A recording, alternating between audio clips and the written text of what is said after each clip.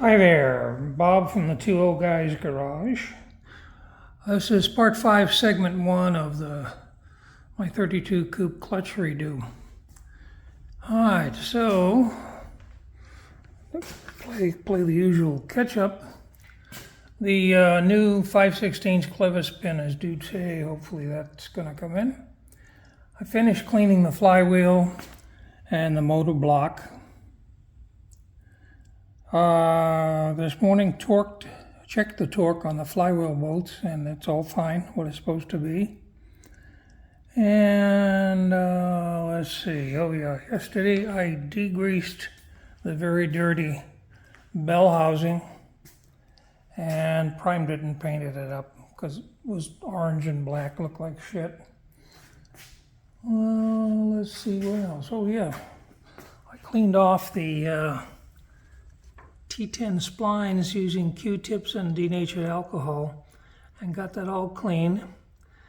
And when I'm ready to reassemble the pressure plate and the new clutch disc, I'll lube the splines with the European heavy content of moly so that it slides good. And then of course I got to do the inside of the clutch disc as well to make sure that everything works good there. So, oh yeah, the clutch disc, the new clutch disc measures 343 thousandths, and the old clutch disc measures 310 thousandths. That's only a difference of 33 thousandths. So, as suspected, the old clutch disc is not that worn down. That's that one right there under the blue box. The other thing is that the thick of the clutch disc, when you bolt the pressure plate down, the fingers will retract down as the pressure plate is squeezed for the thickness of the clutch disc. So the thicker the clutch disc, the more these are going to drop down. Although with an extra 33 thousandths, I don't suspect they're going to drop down. Their resting position and the depth of the bell housing is what you have to start measuring for how the slave throw pairing is going to fit there. Which, quick check, looked like it was a little on the tight side, so I'm kind of concerned. Because of that, I was going to work on the master cylinder, the new Willwood, and I decided I think I better wait to make sure this hydraulic spline is going to work and I don't have to go backwards to the old system. Oh, let's see, the new pilot bearing to replace the bushing is currently in the freezer, in the house refrigerator at 3 degrees, minus 3 degrees, waiting for that to cool down. Then I'm going to see if I can get it installed. That will be my next thing there. Checked all the thread depths for both the T10 going into the bell housing and the bell housing going into the engine block to make sure that I had maximum thread depths to get it as strong as possible. And to that end, I managed to find some grade 8 bolts for both the bell housing to the engine and the T10 to the bell housing on Amazon, and ordered them, and they'll be due in tomorrow. And interesting, I found out yesterday that a grade 8 bolt is actually stronger than a stainless steel bolt. Not to mention the stainless steel bolt on certain occasions can gall the threads and be a real problem, taking it in and out.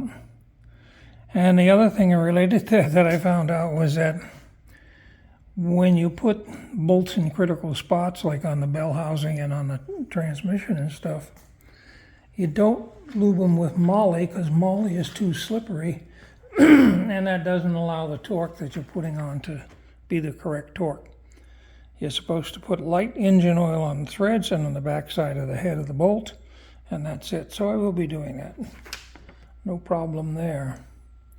Oh yeah, I had to remove the new kick panel on the passenger side so that excuse me, so I got to get the right length for the pry bar to hold the flywheel from moving, which was what Randy helped me out with.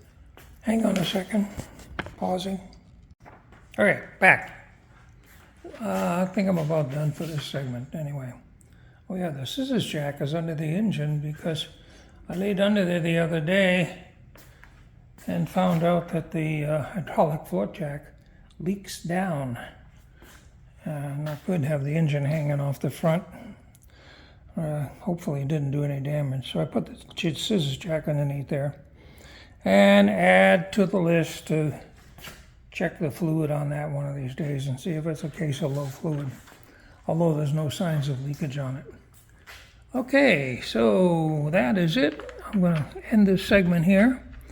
And the next segment, hopefully we'll see the clutch and bell housing and crap assembled. And that is it. Still have to clean that Hurst Competition Plus shift linkage, but that's on the list. Okay, sayonara everybody. Take care. Bye-bye.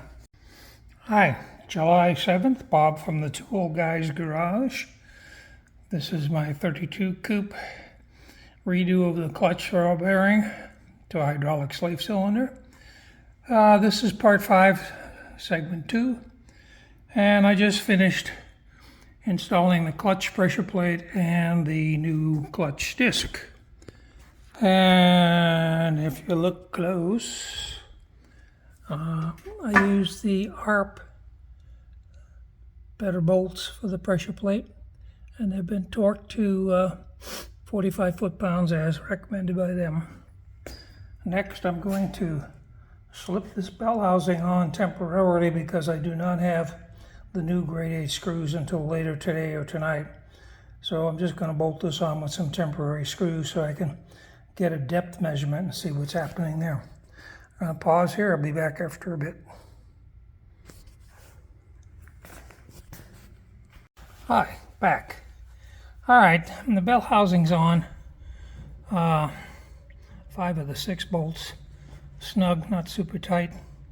I took a depth measurement to the fingers from the surface of where the transmission mates to the rear of the bell housing. And did a quick look-see. I have to go check the specs, but there's one shim right now on the bearing, and this is the depth of the fingers to the rear of the bell housing. And if I put that there, you can see that that spacing is there with one shim, and it looks to be about 100 thousandths. I'm going to go check what the dimension that they want, probably go on the high side, because as the clutch disc wears, those 3 fingers will move out and reduce the clearance to the bearing.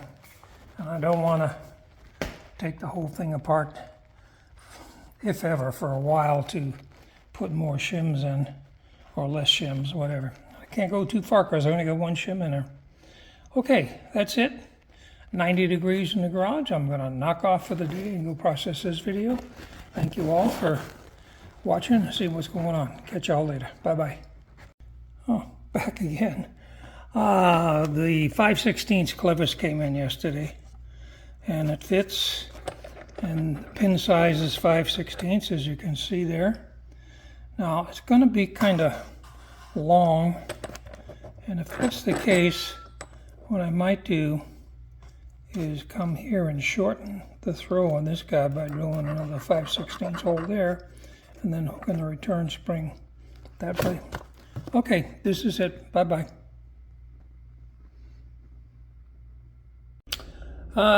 July 8th, 2024. This is part 5S, segment 3 of the 32 coupe hydraulic slave cylinder. What we're looking at here is that yesterday where I ended up, I had bolted the bell housing to the engine.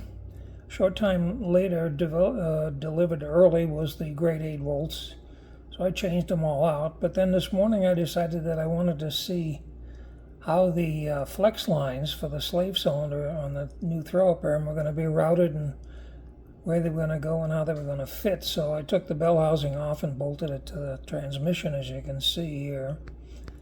And And then I installed the guide pin in the 10 o'clock position instead of the recommended 2 o'clock position, because my hoses and my clutch fork and all my work go out on the other side, not the American side, but the United Kingdom side that I took advantage of to do my external slave cylinder. So that is somewhat of an awkward angle. This thing would rotate until it reaches the guide pin and then stop, because the engine motion is counterclockwise as viewed from here. And looks of this thing, that's not a pretty good curve, uses up a lot. So what I've decided to do is that I'm going to replace the bleeder hose, this one here, with an AN hose that's actually got a 90 degree built into it. So this will go 90 degrees and straight over in that direction. Also, I ordered a longer one, a 26-inch one, because that 18-inch that came with the bearing is not going to hack it. It's just going to be all used up down in the bell housing. And that's ordered from Amazon, and that's expected tomorrow.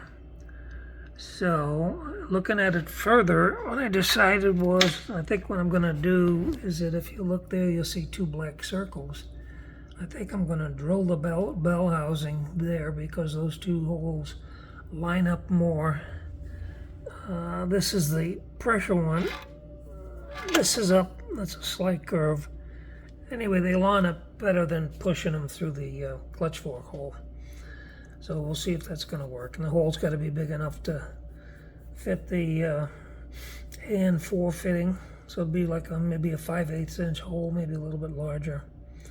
Then I went over to the car and I removed the push rod from the clutch master cylinder, the existing one, made that up, and then found out that I had a bunch of welding slag there from, I guess, when John did something, previous owner.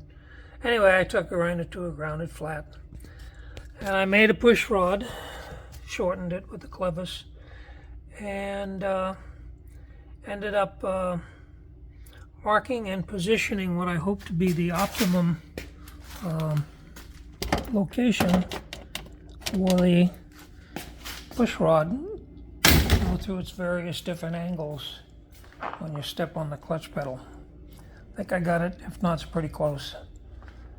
So ended up locating the holes and then center punching, and this is ready to go.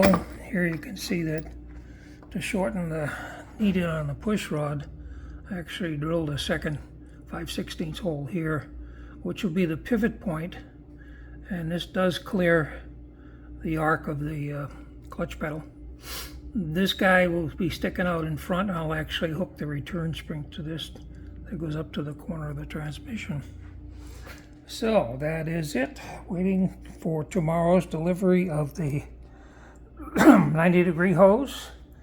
Oh yeah, when I located this, as I kind of suspected, this output is very close to all the rest of the framework.